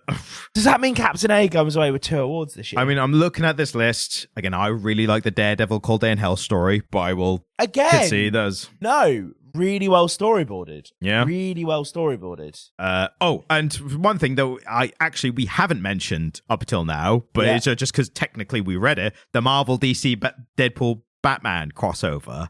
Well, we covered best story, that's a shoo-in. You know what? The only part of that would have been best story was the Captain America Wonder Woman story. That was really good. Really that was good. actually a really good story. That was fantastic. But, you got to assess it on the whole, and it also had that, was it Daredevil Green Arrow crossover? Just like, here's a thing about me. Here's a thing about me. Like, it had Frank's. Oh, Frank Miller's. Yeah. Best art. That might be a worst art contender because we did cover it. We did cover it, and it did come out this year. Okay, we'll put a hat on that. Yeah. So Beneath the Trees, the story is one of the best aspects of that. Really good. Yeah, I suppose for me, it's between Beneath the Trees and Captain A. Not the Lucky Devils? And the Lucky Devils. That would be my bracket. Yeah, they're all so good, Ryan. Yeah. So I'm going to let you take that one because there's 3 that I could easily give it to any one of those 3. I feel like it's harsh on the Lucky Devils to not give it because we haven't seen the end yet. But also, as much faith as we have in those creators based on the previous thing, the end yet. They could fumble it. They could absolutely fumble it. But maybe the ending is so good that it's then next year's best writing. It was like, how they landed the plane on the Lucky Devils. Yeah. Like, okay. Yeah. So, no, I'm totally okay with that. I'm totally okay with that. Which means that my picks would be Captain A and Beneath the Trees. What would your picks be? I think, again, Beneath the Trees did some amazing stuff. They came back with a sequel that was even better. It surpassed expectations. That's all good stuff. But with Captain America, to do a good, interesting Captain America story, right, for a character that's been around this long, and Zdarsky redeeming his name after that Batman run, which was not popular at all, and if anything, just followed a line of curses on good writers. I think out of the two, I think I'll give it to Captain America. Yeah, okay, yeah, I'm totally okay with that getting best story. All right, best story. Best story is always like such a weird out there thing. Yes, like. One year, Garth Ennis's James Bond got it. I know. And that was really good. It was really good, but it was such a fucking left-handed monkey wrench. Who knew that he was going to win that? Best art. So yes, best art. Or do we bother with the worst story? Because no. Was it best one worst? We're just going to do one worst comic. We're going to do worst comic of the year and worst art of the year, because something we've already worked out what best worst art of the year is. Exactly. It warrants mention. Yeah. So best art. Best art. I mean, number one with a bullet in terms of like suggestions. Absolute Martian Manhunter. Yeah. I was blown away by the art. I don't even think we need to talk about anything else. Absolute Batman Annual, when you said, like, putting it for something, the art was, I think, the more deserving thing to praise of that. I mean, the art was so good, those panels got shared around a bunch. And yeah, it was because a racist was getting his elbow broken in half. But also, it looked awesome. Yeah. The thing with it is, I think my argument would be that there are a couple of really specific panels in the Absolute Batman Annual that set the internet on fire. Yeah. As an experiment in what comic book art can be, and as a overall piece of art, it has to be the Absolute Martian Manhunter. Man. Yeah. Like, that art was so out there, but so fitting to the story and pulling its weight in that story so well. Yeah. And we're talking, there was the art style, but then there was all this disruptive kind of almost Warhol-esque thing going on. Yeah. It looked beautiful, and it did a really good job of making you feel like the main character's going insane. Yeah. Because he goes from like seeing things normally to like, here's the Martian vision. Like, and you're like, whoa. And I think it would be a travesty if that wasn't, unfortunately, as cool as the image of Batman breaking a racist arm is. Yep. That's like, and again, I suppose it comes back to your point, which is that we love that because of what it depicts. Yes, exactly. Martian Manhunter pushed the boundaries of what a comic book can look like. Yeah, especially in the modern age. Yeah. And yeah, it being such like a mainline title and doing that kind of art style, like, it's insane, isn't it? We made the same argument for Ultimate X-Men last year. Yes. Like, doing that unique an art style in this kind of well-known a title, like, and a brand and publisher and everything. Yeah, because Peach Moroka got it last year, didn't she? Exactly. And for the exact same reason. And I think that is what is disruptive and exciting in comic book art for me, is when somebody does take something from the big two and does something that disruptive with it. Yep. And just to mention, I think special mention to Animal Pound. I think one thing that was really good about that was... Looked stunning. As much as we said the story, like, it's an adaptation, so we can't really credit story, even though it was a really good story adaptation, and that's why it got the Best Adaptation Award. I mean, you've just opened it up, and just looking at the cover for issue 1, man, like, it is stunning, isn't it? We're talking about Absolute Martian Manhunter again. I was mentioning Animal Pound because I thought they did a really good job of making the emotions on the animals' faces while still keeping them looking like realistic animals. Yes, no, they did a fantastic job. That was worth mentioning. Yeah. But the reason I brought up the front page of the first one is just because I suffer this. I always talk about the writers. I think it's worth mentioning the best art of this year, but done by one Javier Rodriguez for Absolute Martian Manhunter. Yeah, he did such a fucking good job on that comic. It's gorgeous and unsettling and powerful. Yeah, and we will come back to it. We will absolutely cover it again next year. By the way, if you want a jacket quote, gorgeous, unsettling, and powerful, Jamie Comic Literate podcast. Yeah, you can have that, and that's that's really true. good. Yeah, that is a good depiction of what is so good about it. Yeah. And if you haven't read it, you should read it. Oh, also, it's won 2 awards. But if you haven't read it, just literally Google images, like, just look at the art. Yeah. I think if that doesn't convince you, nothing will. Stunning. Yeah. So, stunning. Best art, best story, that's covered. Now we're going the worst, the middest, which I think is an interesting one, and the best of all, the year. Worst, I think there's one answer. I mean, we're doing worst and worst art. The worst for me was Absolute Superman. Oh, Either that or Absolute Batman. Yeah. Take your pick. But the Absolute Batman, like, I've made all the criticisms of Absolute Batman. Absolute Superman I was still worse, enjoy, like, they did a big fight with Bane in the Yeah, Absolute Batman. yeah. And I was literally reading it like, Actual giant Bane. this is ridiculous, but it's kind of cool as well. So I did enjoy it as it happened. But Absolute Superman, hear me rant about it, go back on the episode. The writing is so reliant on, like, I just have a good feeling about this person, so I'm going to trust them. It's like, that's not character, that's not plot, that's not character. Yeah. Like, you are literally just writing the characters feeling a certain way for no reason, and that's what's moving the plot along. And at one point, Clark Kent, he's with the Kal-El, he's with the Clarks on the Kents, whatever, on the things, on the farm. And the dad is like, well, we don't understand you because you don't speak English and you haven't got a translator working, but I feel like you're searching for something. And I was like, what is this? Like, it's the worst, isn't it? It's absolutely awful. It's absolutely sucks. Absolutely terrible. You can have that as a jacket blurb. put that on your comic. And then worst art, just for the sake of, it did come out this year. It's a section of a specific comic.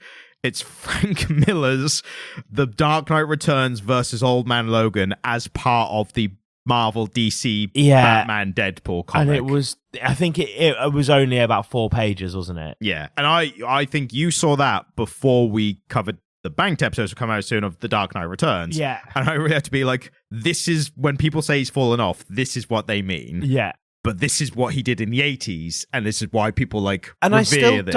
I still personally don't love his art. We need to have, I think, a real Frank Miller. We need to sit down and have a full episode where we just talk about Frank Miller's art style. Yeah, and how it moved and how it changed. Because I think that is it's the worst. There's a few things. There's a few different stories that have come up about creators and writers of various comic books over the past couple of years we've been doing this. Yeah. We still need to sit down and have a conversation about William Moulton Marston. Yes. Because I find him fascinating. It's a more interesting life than the comics he wrote, almost. Absolutely, and the characters he's created. And I also find Frank Miller fascinating. Like, truly fascinating, because he has written some of the best comics and has some of the most celebrated art in comic book history. Yep. Some of those iconic panels ever. Yeah, I mean, people put him up there with people like Alan Moore. Alan Moore, but the famous artist who had a son that I don't like. John Romita Sr. Yeah, people put him up there with people like John Romita. Yeah. And to be honest with you, John Romita Jr. is actually a really good artist when he's there. When he works with Frank Miller. Yeah. Like, really weird how that works. Yeah, and it's like, I find Frank Miller fascinating. So yes, his chunk of the DC Marvel crossover does get worse art. Yes. But please don't think ill of us for saying that. It's kind of charming in how awful it is. Oh yeah, it's so bad. It's like a car crash where you just like enjoy viewing it and how bad it is. It's the Room of comic book art. Yeah, but it's like one of those things where when you get icons like him in an industry and you approach them at the end of their life, because Frank Miller must be fucking old at this point. Yeah, he's getting there. Yeah. And you say, "Can you do this for me?" You either get gold or garbage. Like, had somebody not done the same thing with Johnny Cash, we wouldn't have Hurt. Yeah. Johnny Cash recorded Hurt a few months before he died. Mm. And nobody was in... When somebody came to him and said, "I want you to do a cover of this song and I want to record it," Johnny Cash was like, nobody's interested in me. Nobody's been interested in me in 20 years. I had my moment in the 1950s. I was great. Why are we having this conversation? And he was like, "You just need to sing this song." But whereas someone who's been out of it for a while and then like gets to do something unique towards the end of their life, whatever, Frank Miller's like, it's like a straight diagonal line of like really well revered in the 80s and just like, well, and this is why I want to do a dip test, I want to have a look at all of his work through time, pin some stuff to a timeline, and we can have an actual conversation about Frank Miller. I think he deserves that. I think he deserves us to actually sit down and have a proper conversation about him. So listeners, wait for that whenever that may come, or it might never come if we forget. But hopefully we'll do it. Year. Yes. So the last 2 awards, the penultimate award, rightly so, being the Mid-est Comic of the Year. I think the criteria for this is the one we remember the least about, because we remember the good ones, We remember the awful ones, but it's the more mid it is, the just didn't remember at all. Redcoat To an extent, but again, that 5th issue. It was good. It was really good. That kind of justified reading the first 4 issues. Do you know what the weird thing is? There's nothing on this list that is mid. Really? Do you not think? I think the 1 or 2 I can look at it. I think the 2 that I would probably pull out would be Ultimate Wolverine. Yeah, I think I would put that a little bit above mid. Like, it was good enough. Exquisite Corpses. Again, I had a lot of fun with it. Like, I remember Where it. are you going then? I'm looking at bloody Batman, the Zdarsky run, the Dying City. Because that was bad. I didn't remember anything from it. And okay. It wasn't bad enough to be memorable because it was so mid. Like, and that's the problem. The Batman stuff, when good writers get on it, it's not that they do bad stuff. It's that they just do incredibly boring middle of the road stuff. No, totally. What's bad is the not meeting expectations. But when you actually look at it as a comic, you're just like, yeah, it's fine. But it's only when you're like, yeah, this was Chip Zdarsky. You're like, what? Doing Batman? No, that's really fair. It was Chip Zdarsky doing Batman, and I can't remember a single story beat. Exactly. Fair enough. Yeah, I'll give you that. I'll hand it to you. The only other one I would consider would be like the DCKO in terms of quality, because that is a similar quality. But the problem is, it's at least doing stuff which is being talked about, and it's like, oh, well, this is an interesting thing. Like, let's see where this goes. It's not necessarily being well received, but it's being received in a way that Batman run wasn't. No, exactly. The Batman one was just like, well, another one bites the dust in terms of writers not doing good stuff. So, Mid-est sold the best comic of the year. Yeah, this is hard. Yeah, I mean, it's got to be, to make it just a little easier for ourselves, and the fact that we're almost at an hour and a half on this episode already, one of the previous award winners, like, or at least looking at those, I don't think anything else could be the best without it having won category that's been in. The only thing is Lucky Devils. The only thing that could win Comic of the Year is Lucky Devils. That hasn't won an award elsewhere. And I still think, I think it's next year will be the proving ground. Who wrote Lucky Devils? That was Charles Soule, I believe. Charles Soule. Who also wrote... I've tried for you, brother. Yeah, who also wrote the... I'm pretty sure he's wrote the Daredevil Cold Day in Hell. I will double check that just to make sure I've not just said absolute bollocks. That's another absolute title. Absolute bollocks. Well, no, that's the crossover title. Yeah. Of all of them, absolute bollocks. It is literally absolute bollocks. Yeah, Charles Soule. Yeah. So yeah, same writer from 8 billion Genies and Lucky Devils. Yeah, fucking great writer. Okay, yeah, fair. So that means that we've got Comic of the Year contenders. Yeah. Realistically, I'm amazed that Lucky Devils hasn't won an award this year. Yeah, and again, I've tried so hard. Yeah, it was really good. It got mentioned, I think, enough to justify how good it was. Like, we talked about it relative to its quality. Yeah. Like, we paid it the right homage. It's just that it had those, like, but this was just a little bit, you know. So that means that our contenders for Comic of the Year are Captain America. Yep. Martian Manhunter. Yep, for best art. Beneath the Trees Where Nobody Sees, Rite of Spring. Yep, for best horror and best non-superhero comic. Yeah. And best DC, we went with... Martian Manhunter. Martian Manhunter, yes. Yeah. So that's that. So we've really got 3. Yeah. Captain America, because that's won 2 awards. Yep. Martian Manhunter's also won 2 awards. Yep. And Beneath the Trees Where Nobody Sees has won 2 awards. They won their bracket and another bracket, didn't they? Yes. Basically. And to be fair, we're simplifying this for ourselves. It's like, well, they were so good in another area for obvious reasons. And so we've got the best Marvel also got best story. Yep. Best DC also got best art. Yes. Best non-superhero also got best horror. Yes, exactly. And so it makes sense to like the best non-superhero one. It's also horror. It's going to win the horror award as well. So our winner of Comic of the Year is Frank Miller's section. Because we talked about it a lot. And we had a good laugh talking about it. It's one of those 3. I mean, fucking take your pick, man. They're all excellent. Although I think I have a winner in my head. I think I do too, but I'm also, again, very biased because I very recently caught up on it, and like I said, really enjoyed one of the latest issues of it. We're going in different places. We might be, yeah. I mean, again, Absolute Martian Manhunter I really enjoyed, and I really enjoyed the issue that came just after what we talked about. I still really enjoyed everything that came before it as well.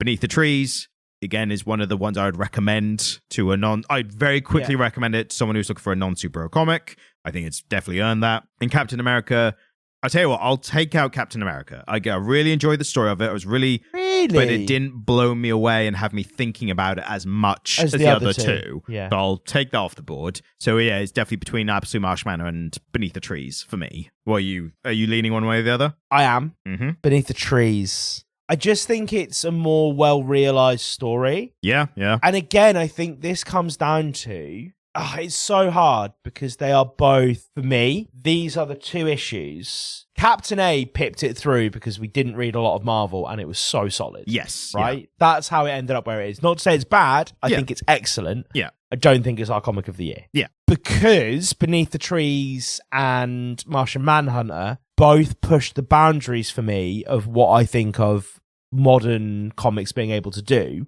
in two different ways. Yeah. Beneath the Trees last year, when we saw it, I was blown away by the art. Yeah. Obviously, this year, the art was more of the same. It still looks fantastic, but it had already kind of pushed that boundary. What it then did was take a really kind of incredible, chilling story and give us what I think the logical next step would be in a really interesting way. I'll credit as like the direction it went with the sequel, I thought was genuinely like, oh, this is a good way to keep it going, that it doesn't feel contrived and like what if there's another serial killer again or something like that. It was like this does feel logical route forward. Yes. And the tension's still raised. Yeah. Feels like we're changing protagonist almost. The stakes have been raised, Yeah. but the the stakes were raised in terms of the story, but also they found a really interesting logical way that the stakes would have been raised for Sam in being a murderer because of the changing technology and the changing of the world. Yeah. And her so world much was to changing it. in the same way that our world kind of changed between the 80s and the 2000s. Yeah. It was just such a fascinating... So many different thematic things. Yeah. And I will say with Absolute Martian Manhunter, again, the art was deservedly the best. I think the story, it touches on a lot of things. Like, as we said, it mentions a lot of different themes and stuff. It doesn't succinctly relate them to the story as well as Beneath the Trees did. But I was about to make my argument for that. I was going to make an argument for both. Okay, yep. The Martian Manhunter, for me, really pushed the boundaries of what a big two comic book can be. In a way that I think our contender for best art did last year, but less obviously so. Like, Peach Momoko kind of said, what if Marvel in manga style? Yeah. Which is fucking fascinating and so beautiful and such a great idea. This said, what if avant-garde? Yep. Right? Yeah. And it's beautifully avant-garde, but so well grounded. And I think it stands as a beacon of what can be achieved in this medium. And it's not just beautiful art, crazy looking art for art's sake. It's very direct to the story and like relates to like what's happening with the characters and everything as well. Exactly. And that's the other thing, isn't it? When sometimes we read things that have fantastic art, but it's art for art's sake. And it's like, if you want to do that, you could have just sold me a really beautiful drawing. Yes. A licensed piece of wall art by DC. The thing that in my head I kind of think of is that Galactus thing that we did. Yeah. Which looked stunning, and every single panel could have been a piece of wall art. But the story was just like, Why not just release a series of pieces of wall art in poster tubes that you buy from DC? Yeah, because the story was, we said the story was just, it was just boring, wasn't it? Whereas that Martian Manhunter comic was both beautiful and challenging, but in a way, the art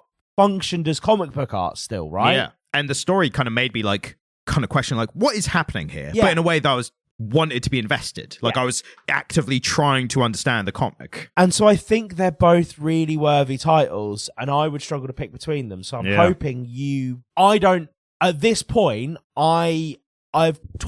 talking about both of them, I've really kind of, actually more succinctly in my own mind hit upon my feelings on them. Okay. I think they're both worthy. I wouldn't be upset if either of them was up. We just need to pick one. Yeah, I would be the same. And I think something you mentioned made me think one way as opposed to the other. Yeah. Which is, again, with like the Ultimate X-Men thing, is achieving what it did with Absolute Martian Manhunter as part of one of the biggest publishers. Yeah. As opposed to an Image comic. I can't remember if that was Image Comic or it was Boom Studios or whatever, but like a third party, like Beneath the Trees is from a third party, less known publisher.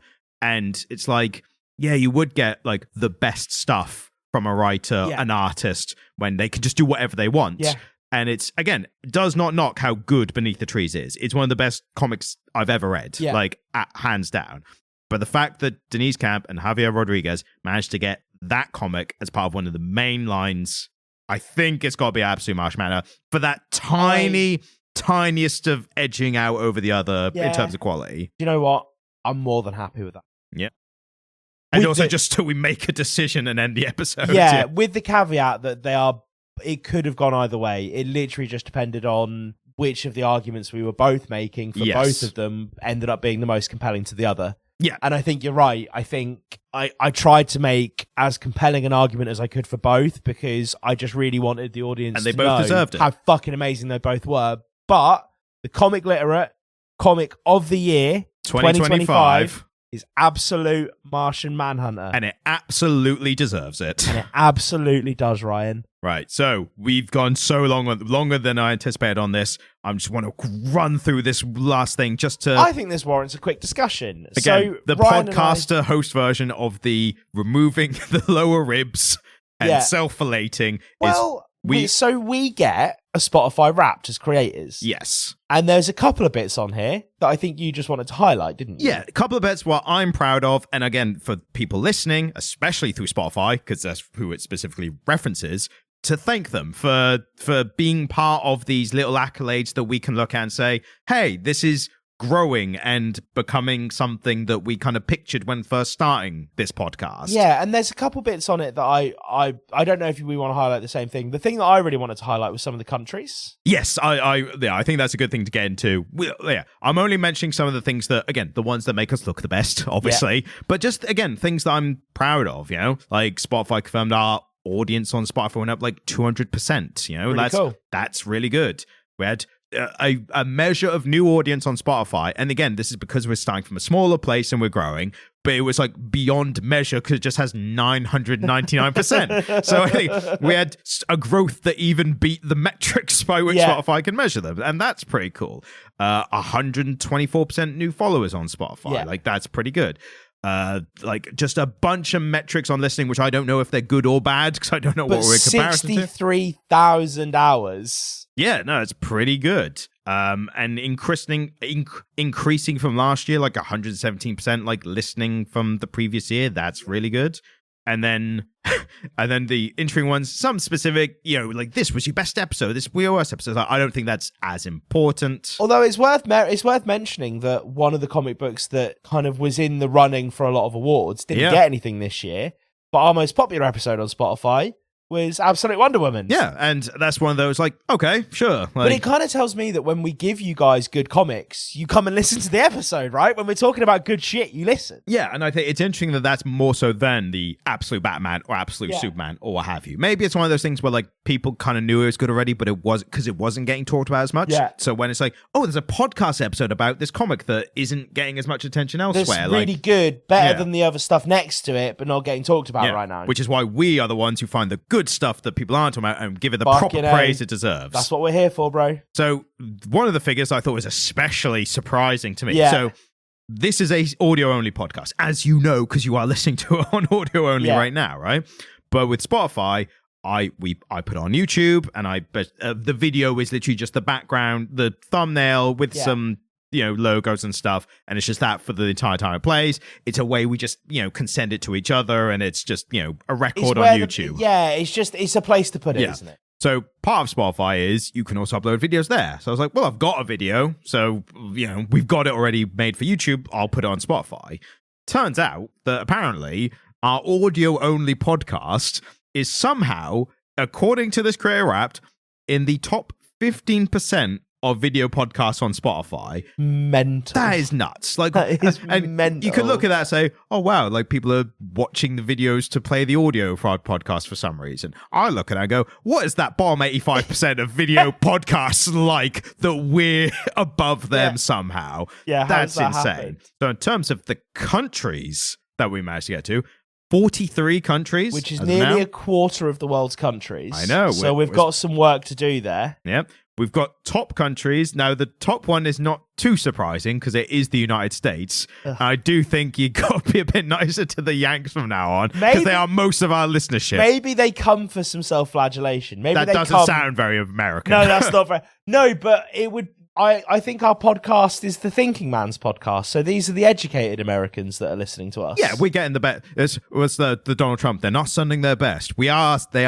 getting the best American podcast listeners because they chose our podcast. Because they chose our podcast. Yeah. Second is obviously the United Kingdom. Of course. And now 3 to 5, like if we get to a point where we can start doing live shows, and that is like, if we can do them here, like number 3, very surprising, somewhat, Belgium. Yeah, I know. I was shocked by this. Didn't know we had Belgium listeners. I don't think that's a popular VPN choice. So number 4, I was surprised at, but I speak fondly of them regularly on the podcast. Is Australia? The Australians. I'm from Australia, mate. And now they've stopped listening. They've all stopped listening. Fucking pommies doing our accents. And then number 5, very surprising, Czech Republic. Yeah. If you're one of our Czech listeners, can you write in, please? Yeah, and 100% live show in the future at some point if we can do it in the Czech Republic. Yeah, man. Great beers. Check it out. Great beers. Great beers. Great food. Great people. Great podcast listeners.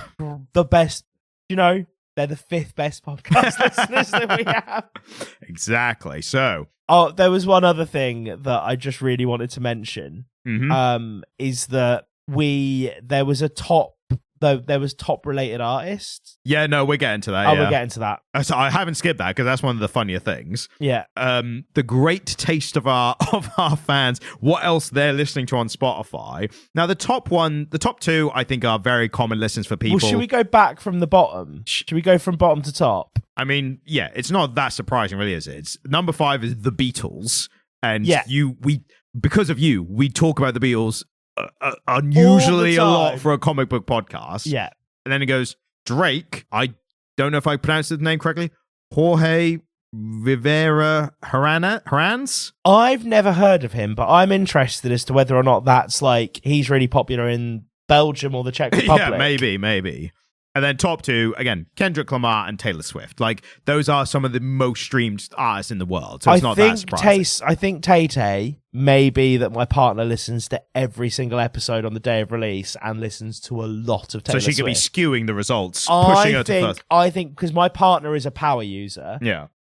She came out, the Comic Literary podcast was her most listened, not podcast, her most listened thing on Spotify. And she was in the top 1% of our listenership. Yeah. And she was in the top, she got the Taylor Swift video on Spotify. Like, she's top 1% Swiftie. And is this just to, like, how much free time she has to listen? Is it the pregnant girlfriend or one of the non-pregnant ones? Well, it's the pregnant one, but she's also a dog walker. Right, so she has more time to listen to. So, well, yeah, like her job is walking. The fact that she's kept listening through all the accusation of infidelity, you're a true fan. She's a top G, man. They keep talking about the father of my child cheating on me, but they have really insightful comic book opinions. They have really insightful opinions about Batman punching racists. Exactly. So I stick around. I didn't know this was even a thing that they would tell us about. Top audiobooks. Yeah. Wicked. That's obviously popular right now. Yeah. I've loved this one. The Star Wars Episode 1, The Phantom Menace audiobook. Didn't know that was a thing. No, me neither. But that's fucking hilarious. That is very appropriate for our fan base. Never heard of these ones. Pines by Blake Crouch. Don't know that. No FX by Jeff Alulis. Number 5 is brilliant, though. Number 5 is brilliant. The Trading Game by Gary Stevenson. I've not read the book, but Gary's economics on YouTube. You like him a lot, very don't good you? populist economics stuff. He's British and he talks about British economics, but it works for any, especially Western country, like very top recommended economic learning kind of stuff. And then the other podcasts that our listeners are listening to are a little surprising at the top. Less surprising at the bottom because number 5 is the Iron Age of Comics. I've not heard it myself, but comic podcast, that makes sense. Same with number 4, Marveling at Marvels. Marvels, great podcast name. I was about to say Should have terrible stolen podcast that. I would say should have stolen that. name. we came in hot in opposite directions there, which often happens. That's a terrible. Would you podcast prefer name. DCing at DC's? I would Just to prefer- rival them.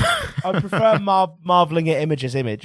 Imagining images. Imagining images. Yeah. Right, that's a spin-off podcast. We're making it. But we're doing DCing DC, right? Obviously. And then I've not heard this one, don't know what it is. Adeptus Ridiculous, don't know what that is, but fantastic. Number 2, Movie Mastery. So, Makes sense. Movie podcast. And then, who are these fans of ours? I mean, it's natural they would attract to one alpha male after this to us as alpha males. Of course. It's the Joe Rogan experience. Yeah, we're very different. But it's the alphaness of males that they are enjoying in both podcasts, you could argue. Yeah, I mean, I'm a martial artist, and I think we should contact Joe Rogan and see if he and I can have a sparring match. Yeah, and I think I've eaten elk meat at some point before. So yeah. And you do a martial art, don't you? I've punched a bag. I Put it that way. reckon between us we might be able to take Joe Rogan down.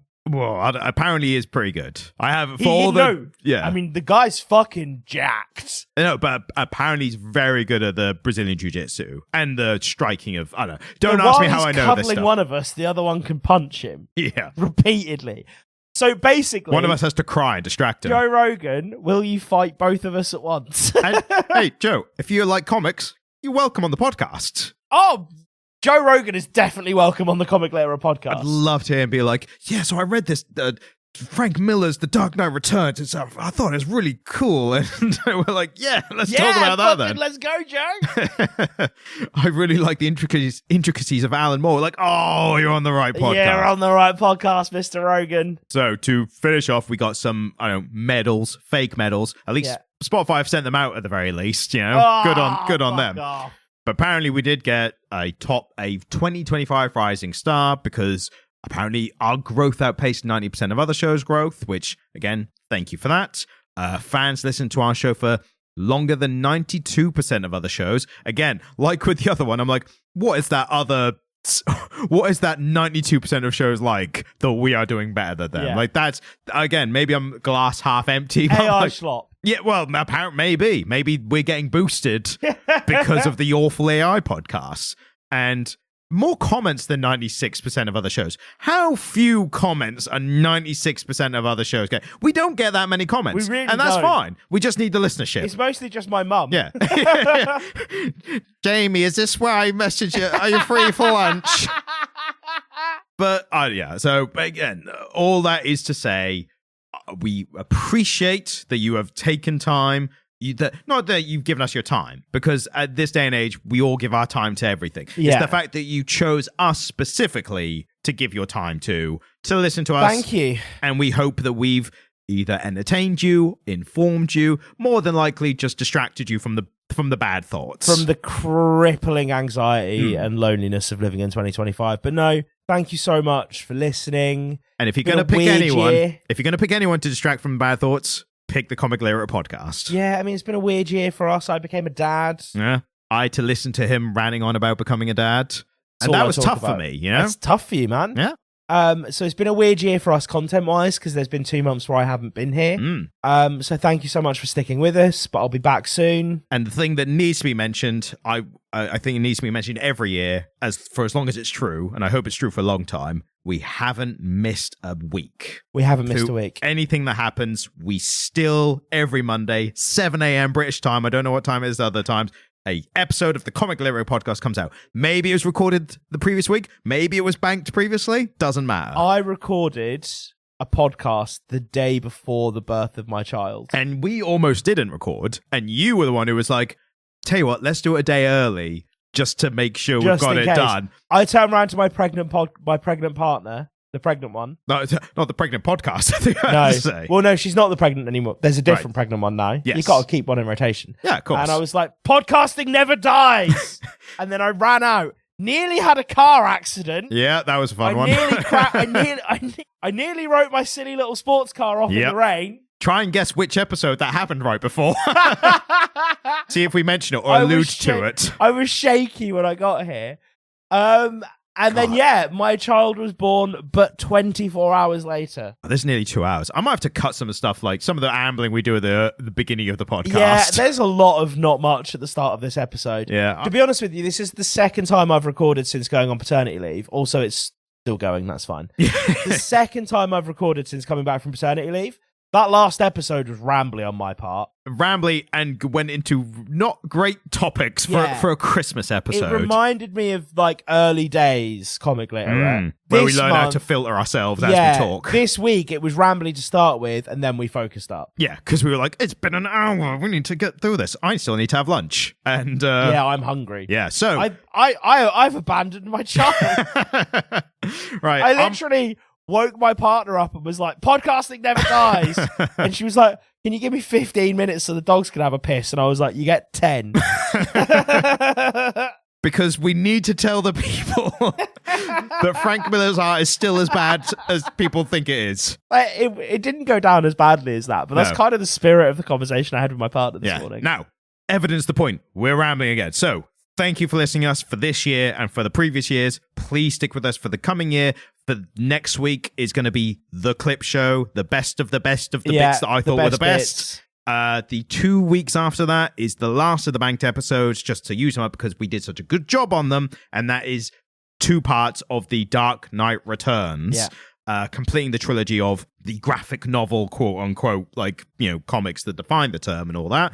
And then we are back. I don't know what date that is off the top of my head, but we're back in January. Yes. And the point is, we're still releasing because a lot of the mainstream podcasts, a lot of them I listen to, they take January off. Do they? Yeah, because it's the advertising falls off a cliff after December. Nobody wants to advertise. Exactly. And then it slowly ramps up like February onwards. But yeah, they take it off. They just stop releasing episodes, not us. And that's why we get all those Spotify awards that are just digital on the screen. They don't actually mean anything. But that's why we got the awards, because we never stop. And why do we never stop? Podcasting. I thought we were going to... Podcasting never dies. Exactly. Thank you very much. Goodbye. And thanks for listening. If you enjoyed this episode, then please subscribe to get notified of our future episodes as well. And if you're feeling particularly generous, then please leave a 5-star review on whatever podcast app you're using. If you'd like to get in contact with us, then send an email to comicglitter@gmail.com. You can also watch videos by me on the Comic Stand YouTube page, which is linked in the description. Thank you, goodbye.